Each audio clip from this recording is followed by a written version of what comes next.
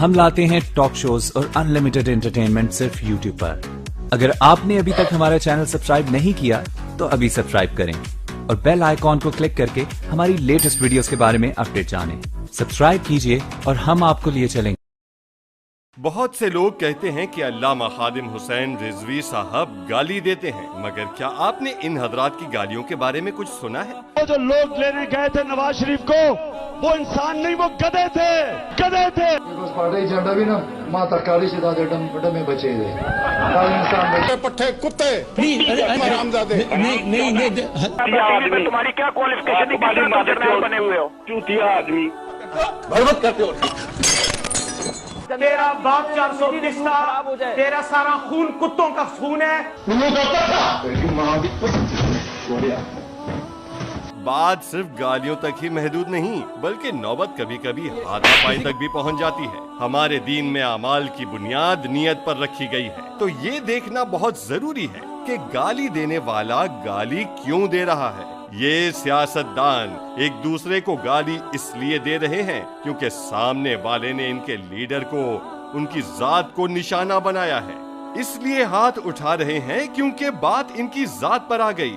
مگر جانتے ہیں خادم حسین رضوی کی جو کلپ ہر جگہ گردش کر رہی ہے وہ کب کی ہے؟ یہ کلپ غازی ممتاز قادری کی شہادت کے دوسرے دن کی ہے۔ اس دن ہر عاشق رسول کا دل غم سے بوجھل اور ذہن غصے سے بپرا ہوا تھا۔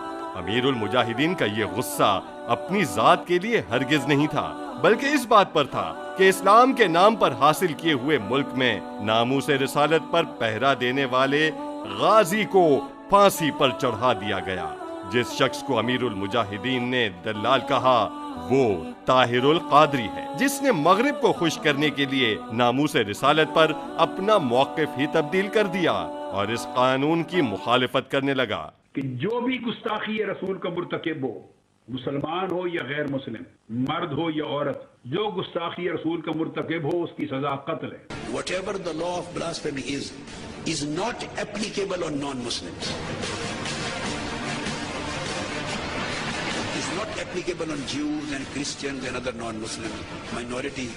It is just to be dealt with Muslims. ایمان تاثیر کی آپ نے بات کی، جس شخص نے اس کو مارا whatever was the background، وہ شخص قاتل ہے، اس کو قاتل ہونے کی حیثیت سے سزا ملنی چاہیے تھی۔ دلال کون ہوتا ہے؟ جو پیسوں کے عوض کوئی چیز فروخت کر دے، تو پیسوں اور شہرت کے عوض دین بیچنے والے شخص کو دلال کہنا کیسے غلط ہو سکتا ہے؟ یاد رکھیں، کوئی لفظ گالی تب بنتا ہے جب وہ حقیقت کے خلاف ہو، مگر حقیقت بیان کرنا گالی نہیں کہلاتا۔ مثلا کتے کو کتا کہنا گالی نہیں، مگر انسان کو کتا کہنا گالی ہے۔ تو بتائیے امیر المجاہدین نے طاہر القادری کے بارے میں جو کچھ کہا وہ حقیقت ہے یا گالی؟ مسلم لیگ اور پیپلز پارٹی طاہر القادری کو اپنے سیاسی مفاد کے لیے برا بھلا کہیں تو جائز، مگر امیر المجاہدین دین کے دفاع میں اس پر تنقید کریں تو غلط، کیونکہ امیر المجاہدین نے جب بھی سخت زبان استعمال کی تو صرف اس کے خلاف جس نے دین سے غداری کی۔ میں آپ کو چیلنج کرتا ہوں کہ ایک بھی ایسی ویڈیو پیش نہیں کی جا سکتی جس میں امیر المجاہدین نے خود پر تنقید کرنے والوں کو برا بھلا کہا ہو۔ ان کا ہدف صرف دشمنان دین ہیں، ہم تو پھر بھی صرف سخت زبان پر اکتفا کیے بیٹھے ہیں۔ اب آئیے اصل مدے پر۔ سخت زبان تو سب نے استعمال کی، سوال یہ ہے کہ آپ کس کی سخت زبان کو نظر انداز کرنے کو تیار ہیں؟ ان کی جو سیاست کے لیے لڑتے ہیں یا ان کی جو دین کے لیے آواز بلند کرتے ہیں؟ فیصلہ آپ کا۔ ووٹ انہیں دیں جن کی لڑائی اپنی ذات سے شروع اور اپنی ذات پہ ختم، یا انہیں جن کی لڑائی دین کے دفاع سے شروع اور دین کے اقتدار پر ختم۔